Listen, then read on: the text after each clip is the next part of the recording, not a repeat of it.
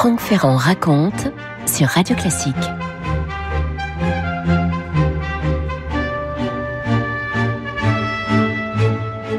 Nous sommes au mois d'avril 1639 sur la place royale qu'on appelle nous aujourd'hui la place des Vosges à Paris, à l'hôtel de Richelieu. Ce jour-là, le cardinal, confortablement installé dans son fauteuil, assiste à une petite représentation de théâtre qu'on a organisée exprès pour lui. La pièce est de Georges de Scudéry, c'est L'amour tyrannique, et elle a la particularité d'être jouée uniquement par des enfants. On espère ainsi distraire un petit peu le grand ministre qui est malade. On est en 1639, il est âgé maintenant et puis il est épuisé par le travail. Les jeunes comédiens sont donc là à s'activer sur scène, probablement un petit peu intimidés de jouer devant l'homme en rouge. Parmi eux, une fillette de 13 ans qui attire tout de suite l'attention. On la voit virevolter sur la scène dans le rôle de Cassandre. Elle est si petite qu'elle paraît n'avoir pas plus de 7 ou 8 ans et son visage, néanmoins, est marqué de petites vérole. Elle vient tout juste de se relever de cette terrible maladie. À la fin du spectacle, le public applaudit à tout rompre, le cardinal lui-même paraît enchanté, la petite comédienne ne se hâte pas de rejoindre la coulisse comme le font ses camarades, et alors qu'Armand de Richelieu s'apprête à se lever, elle s'élance vers le fauteuil du grand personnage. Il est attendri et même il la prend sur ses genoux et c'est alors qu'elle se met à sangloter. Le grand homme s'émeut, il la questionne. « Comment t'appelles-tu » ? C'est Jacqueline Pascal qui est là. Et si elle pleure, c'est parce que son père est dans une situation terrible. Il s'est révolté face au pouvoir dans une affaire de rente mal rétribuée. Il a dû prendre la fuite pour échapper à la mainmise des hommes du cardinal. Et l'enfant se lance avec une espèce d'audace comme seuls peuvent en avoir les enfants. Elle se lance dans la lecture de quelques vers de sa composition. Ne vous étonnez pas, incomparable Armand, si j'ai mal contenté vos yeux et vos oreilles. Mon esprit agité de frayeur sans pareille interdit à mon corps et voix et mouvement. Mais pour me rendre ici capable de vous plaire, rappelez de l'exil, mon misérable père. Alors, soyons honnêtes, la scène n'est probablement pas spontanée, peut-être même qu'elle a été préparée en amont par la famille dans le but d'obtenir la grâce du père. Quoi qu'il en soit, ça fonctionne. Le cardinal est touché, il fait même cette promesse à Jacqueline, « Eh bien, mon enfant, mandez à votre père qu'il peut revenir en toute assurance et que je suis bien aise de le rendre à une si aimable famille. » Voilà la petite comédienne rassurée. Elle retrouve alors les autres enfants autour d'un goûter et elle décrira dans une lettre à son père cette collation magnifique de confitures sèches, de fruits, limonades et choses semblables. Ce qui fait que bientôt, le père de Jacqueline, Étienne Pascal, peut aller remercier lui-même Richelieu avec ses enfants, avec Gilberte, avec Blaise, évidemment, et avec l'audacieuse Benjamine. Le cardinal aurait eu ces mots à ce moment-là. Je vous recommande ces enfants, j'en ferai un jour quelque chose de grand. L'homme en rouge ne croit pas si bien dire. Franck Ferrand sur Radio Classique. Cette petite Jacqueline Pascal était née à Clermont le 5 octobre 1625. Oui, c'est une Auvergnate, elle est Benjamine d'une fratrie de 3 enfants. Il y a donc d'abord Gilberte, puis le fameux Blaise qui a 2 ans de plus qu'elle. Et très vite, un drame bouleverse la famille puisque la mère Antoinette est emportée à l'âge de 30 ans. Ça arrivait si souvent à l'époque. Étienne, le jeune père, doit donc élever seul ses enfants. Il y met du cœur. C'est un homme généreux, cultivé, ouvert d'esprit. Quelques années après la mort de sa femme, il emmène ses enfants à Paris et va consacrer tout son temps à leur éducation. Il faut vous dire que Blaise, comme Jacqueline, révèle des capacités absolument exceptionnelles. Très tôt, alors que Blaise se penche sur des problèmes mathématiques qui sont déjà très au-dessus de son âge, sa petite sœur impressionne par sa sensibilité, sa vivacité, le goût extrême qu'elle manifeste pour la poésie. À 11 ans, elle va composer une comédie en vers. Elle devient une sorte de petit singe savant qu'on présente dans les salons parisiens. Et 2 ans plus tard, un poème qu'elle écrit sur la grossesse de la reine Anne d'Autriche lui vaut une invitation à la cour. Tout le monde veut lire les vers de cet enfant prodige, haute comme 3 pommes. Il faut se figurer l'atmosphère chez les Pascal. Tandis que Blaise est en train d'inventer sa fameuse machine à calculer, Jacqueline couche sur le papier des vers et des vers. Entre ces 2 enfants surdoués, il y a un lien qui ne peut que se nouer, vous l'imaginez bien. Ils se ressemblaient même physiquement, nous dit Victor Giraud, mais plus encore par l'intelligence et par le cœur. Ils pensaient, ils sentaient à l'unisson leurs esprits comme 2 tiges jumelles jumelles issues d'un même arbre avaient poussé, drues et fières, d'un même élan. Leurs deux âmes semblaient forgées du même pur métal résistant et sonore dont on fait les héros et les saints. Richelieu, revenu, vous l'avez compris, grâce à Jacqueline dans d'excellentes dispositions à l'égard de la famille Pascal, Richelieu offre à Étienne une nouvelle charge. Il l'envoie donc à Rouen en 1640 en tant qu'adjoint à l'intendant de Normandie. Et là, la famille Pascal se met à fréquenter les grands personnages de Rouen, c'est-à-dire les frères Corneille, bien entendu. Le vieux Corneille, Pierre, encourage Jacqueline dans ses efforts de jeune auteur. Elle remporte même à cette époque un prix tout à fait prestigieux. Bref, tout semble très bien parti pour qu'elle devienne une grande poétesse. Et pourtant, il y a en elle, en train de germer déjà bien plus forte encore, une autre passion qui va l'entraîner sur un tout autre chemin. Franck Ferrand sur Radio Classique.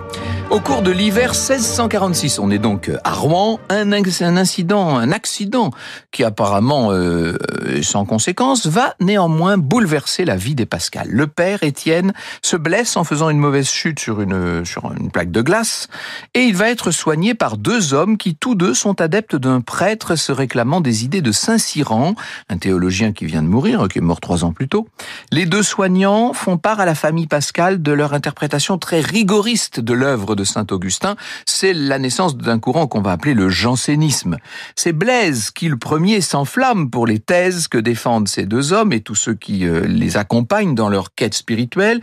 Il se fait même l'apôtre de cette religion, de cette doctrine auprès de sa sœur, qui, à son tour, va s'embraser. Quelque temps plus tard, Jacqueline fait sa confirmation et maintenant, vraiment, elle se sent appelée par Dieu.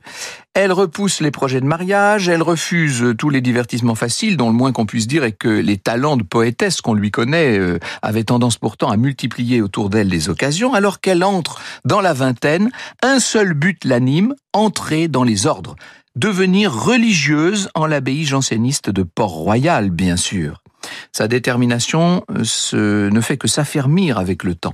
Elle va confier à son cher frère, elle va confier à Blaise la délicate mission d'informer leur père de la décision qu'elle a prise. Et quand il apprend ça, Étienne est effondré. Gilberte, la grande sœur, écrira « L'affection si tendre qu'il avait pour ma sœur l'attachait si fort à elle qu'il ne pouvait se résoudre de s'en séparer pour jamais. » Dans le fond, Étienne n'a rien contre l'idée, mais il ne peut accepter de vivre sans sa Benjamine. Après tout, il vieillit. Est-ce qu'elle pourrait pas attendre sa mort, tout simplement? Jacqueline, qui est très attachée à son père, finit par consentir à cette solution. Dans les faits, elle restera bel et bien dans le monde, mais en réalité, disons-le, son existence déjà a beaucoup changé. On la décrit vivant chichement, parlant peu, priant beaucoup, priant énormément et tricotant dans tout le temps libre qu'elle peut avoir, tricotant pour les démunis. À cette époque, Blaise, lui, semble prendre littéralement le contre-pied de sa sœur, puisque on le voit aspirer dans le tourbillon d'une vie de plus en plus mondaine. Ça tourmente Jacqueline, d'ailleurs, qui redouble de prières à son intention. Et malgré la force de leur lien, on voit ces deux frères et sœurs s'éloigner un petit peu. Jacqueline est de plus en plus austère, radicale. Elle a même délaissé son don pour la poésie maintenant. Et quand elle demande auprès des religieux de Port-Royal l'autorisation de mettre en vers les hymnes de l'Église, on le lui refuse. C'est un talent dont Dieu ne vous demandera pas compte. Il faut l'ensevelir, lui dit-on. Quelque temps plus tard, en 1651, le père vient à mourir, Étienne Pascal. Et là, toute la famille, tellement unie et bouleversée, bien sûr.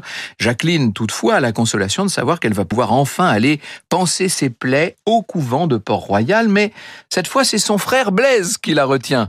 Laisser partir sa sœur adorée, non, ça c'est au-dessus de ses forces. Elle est son repère affectif. Il a besoin, Blaise, il a besoin de Jacqueline. Il aimerait qu'elle patiente encore au moins, 1 an, 2 ans.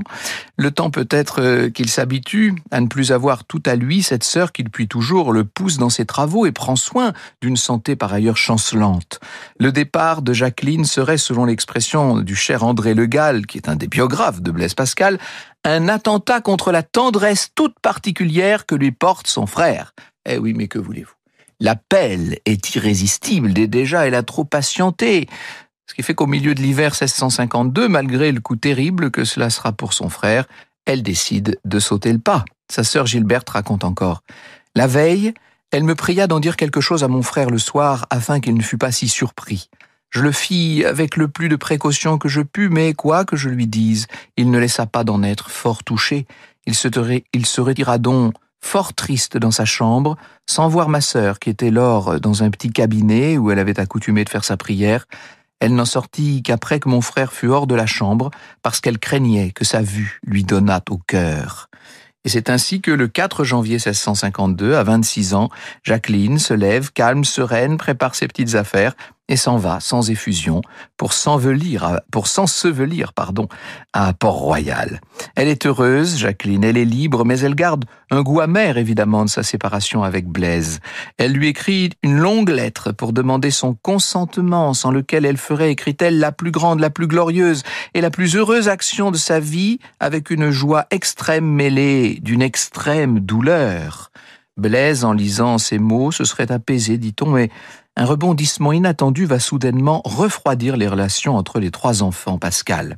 Jacqueline souhaite faire don de ses biens, notamment de sa part d'héritage, au couvent qui l'accueille. Elle l'écrit donc à Gilberte et à Blaise. Ils accueillent assez mal sa demande. Pour Jacqueline, c'est une bassesse. C'est un coup de poignard de la part de ses deux aînés. Et c'est peut-être son ultime sursaut d'orgueil. Elle répugne à être acceptée gratuitement parmi les sœurs. Blaise, qui ne supporte pas de la voir en détresse, va finir par régler l'affaire. Il fait des dons au couvent. Le 5 juin 1653, après 7 ans d'attente, Jacqueline va pouvoir faire sa profession. Elle sera désormais sœur Sainte Euphémie. Après des années de combat, elle peut enfin mener la vie calme et recueillie à laquelle elle aspire. Enfin, la vie calme et recueillie pour quelque temps seulement. Vous écoutez Radio Classique. Donc Jacqueline est maintenant à l'abbaye janséniste de Port-Royal où elle se partage entre les missions qui lui sont confiées, des temps d'études et de prières bien sûr, et un jour d'automne 1654, nous dit Anne-Louise Sautreuil qui a préparé cette émission aujourd'hui, elle reçoit une visite particulièrement troublante de son frère Blaise. Il est abattu là de toute chose. Il lui raconte qu'il ressent depuis plus d'1 an un grand mépris du monde et un dégoût presque insupportable de toutes les personnes qui y sont. Blaise ne se dit pourtant pas vraiment attiré par Dieu.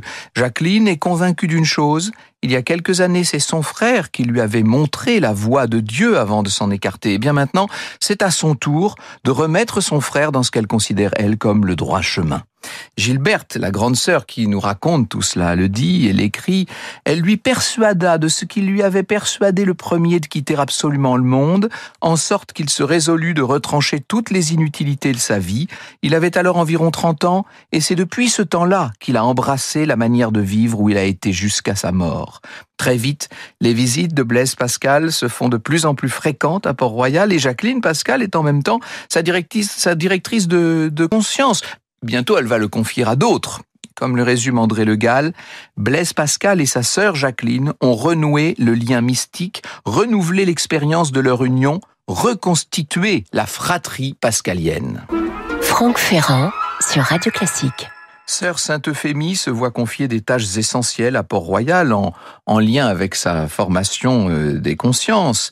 Elle est en charge des novices, des enfants, puis des postulantes. Elle prend sa mission très à cœur. Elle s'investit avec toute la rigueur d'un caractère que vous avez vu de feu depuis son plus jeune âge. Elle a même l'occasion de reprendre la plume pour évoquer dans une pièce l'étonnante affaire qui aurait concerné une de ses élèves, sa nièce Marguerite Perrier. Sa nièce, c'est la fille de Gilberte, tout simplement. Cette parente aurait été guérie d'une lésion à l'œil après avoir touché une relique de la couronne du Christ. Le prétendu miracle à l'époque a un grand retentissement. Il marque durablement l'histoire du courant janséniste, un courant dont les positions théologiques en même temps sont en train de susciter beaucoup de suspicions dans une part de plus en plus grande du clergé. En 1661, un pas est franchi lorsque les autorités ecclésiastiques demandent à tous les religieux de condamner formellement un certain nombre d'idées de Jansénius. C'est un cas de conscience pour les proches de Port-Royal et donc pour Jacqueline, bien entendu. S'ils signent la condamnation, ils renient certaines de leurs croyances. Et en même temps, s'ils ne signent pas, c'est la survie même de leur couvent qui va être menacée. Les chefs de file du jansénisme cherchent des compromis, mais Jacqueline, elle, est toujours entière. Elle est toujours passionnée. Vous savez, c'est une jeune femme sans concession. Elle reste vent debout contre ce qu'elle vit comme une campagne de persécution. Elle écrit « Je sais bien qu'on dit que ce n'est pas à des filles de défendre la vérité, quoi qu'on pût dire, par une triste rencontre du temps et du renversement où nous sommes, que puisque les évêques ont des courages de filles, les filles doivent avoir des courages d'évêques. Mais si ce n'est pas à nous de défendre la liberté, c'est à nous à mourir pour la liberté. Et en réalité, au mois de juin 1661, Jacqueline n'a pas d'autre choix que de signer le document, que voulez-vous. C'est un crève-cœur pour elle. Beaucoup disent qu'elle va finir par mourir quelques mois plus tard, le 4 octobre, à la veille de ses 36 ans. C'est bien sûr une tragédie terrible pour son frère Blaise. C'est un peu sa moitié qui s'en va, Blaise Pascal. Lui, en bon chrétien, s'en remet à Dieu. Et un an plus tard seulement, il va rejoindre sa sœur. Je cite François Mauriac, je trouve cette phrase de Mauriac, ce paragraphe absolument magnifique. « Dans l'amour fraternel, dit-il, dans l'amour fraternel comme dans tout autre amour, l'un blesse et l'autre est blessé. Chez les Pascal, c'est Blaise qui subira l'inflexibilité de cette petite janséniste. Voilà le miracle de cette courte vie de Jacqueline Pascal. La jeune sœur d'un effrayant génie l'a toujours dominée bien plus qu'elle n'a été dominée par lui. » Vous écoutez Radio Classique.